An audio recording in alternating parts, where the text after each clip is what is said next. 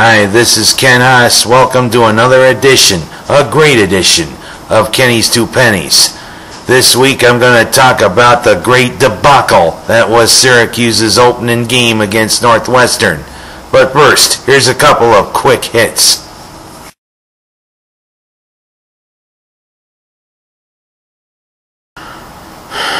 This is a sad day for many fans of movies.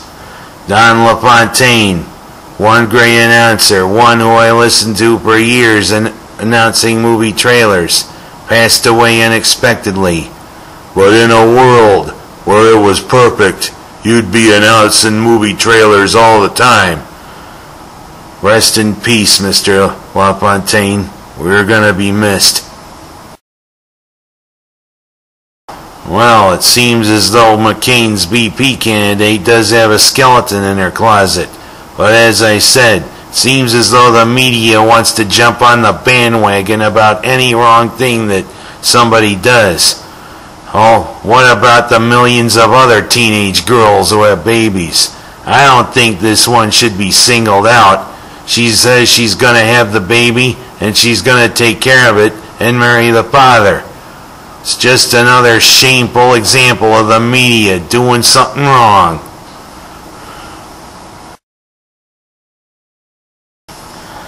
Well. What do we have here? Another year. Syracuse kicks off its fourth season under Greg, I don't know what I'm doing, Robinson. And what happens? SSDY.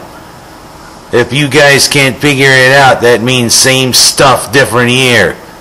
It's quite obvious. Guy can't coach. I mean, look what happened. 30-10. And the same old things. No offense. Andrew Robinson did have a nice opening drive, throwing those two nice completions. And in the first couple of drives, it looked like our running game was back to what it was a few years ago when Pasqualoni was coach. DeLone Ranger Carter broke off a nice 38-yard run.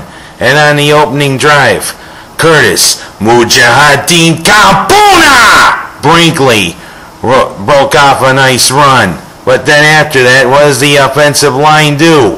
Bog down. Running backs can't get room. They can't block for squat. And what does Andrew Robinson do? Throw for only 103 total yards. Must be missing Taj Smith, who wanted to turn pro, but I don't know if he's stuck with any team. And Mike Williams, who's off the team mainly because he figured out he can't cheat on any exams. Hey Mike, when you go to college, study, will you? He found out he couldn't cheat, so what do? Bye-bye. And the defense, 484 total yards given up. I mean, I think it's Chris White who's the defensive coordinator. What did he do to improve them? Nothing. They still found out against the spread they can't do anything, to quote James Woods from Shark.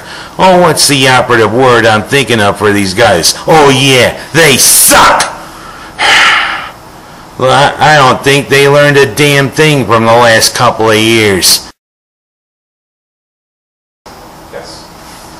And A.D. Gross, what the heck were you doing there on the sideline near halftime talking in your cell phone?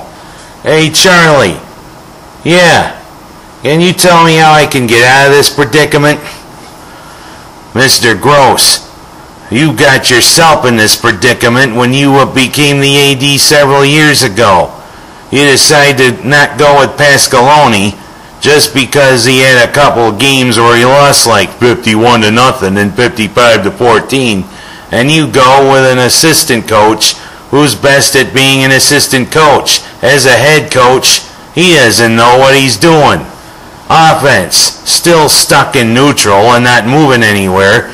Defense, more given than the Salvation Army. Giving up almost 500 total yards won't cut it, dipstick. By the way, A.D. Gross, what's your doctorate in? BC. What's BC? Bull crap. 'cause that's all you got this in the 4 years you've been AD. I hope someone comes in there or the chancellor finds out you're the wrong guy. Yeah, you got these grandiose ideas. You retire number 44, honorable. You retire John Mackey's number, honorable. You want to, I don't know if there's any other numbers you're going to retire, but you're going to do this little ceremony in a couple of weeks to honor Ernie Davis with the opening of the movie about him. Mr. Gross, do us a favor. Find out what a mistake you made and get rid of Mr. Robinson, especially if they lose to the Akron.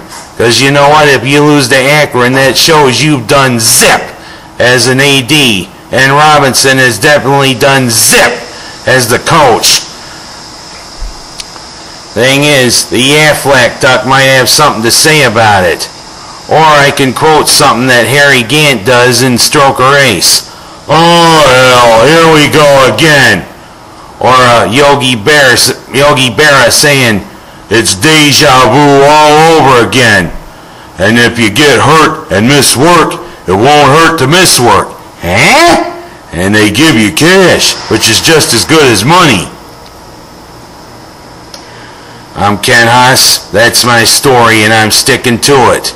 And Mr. Robinson, if you watch this, I hope something lands on your head.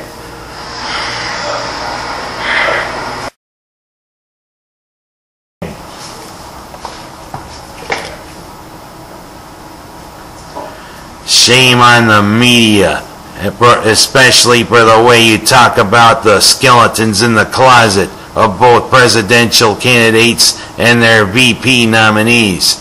What the hell are the... Don't you guys have anything better to do than focus on things from their past? We don't care about things about their past.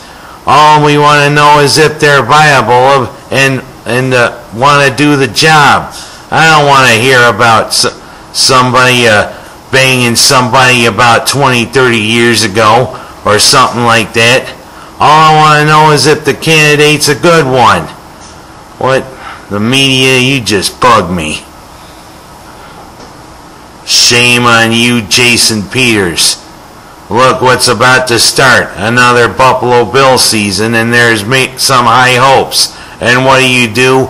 Sitting on your big ass, whining about your contract. Mr. Peters, the Bills need you.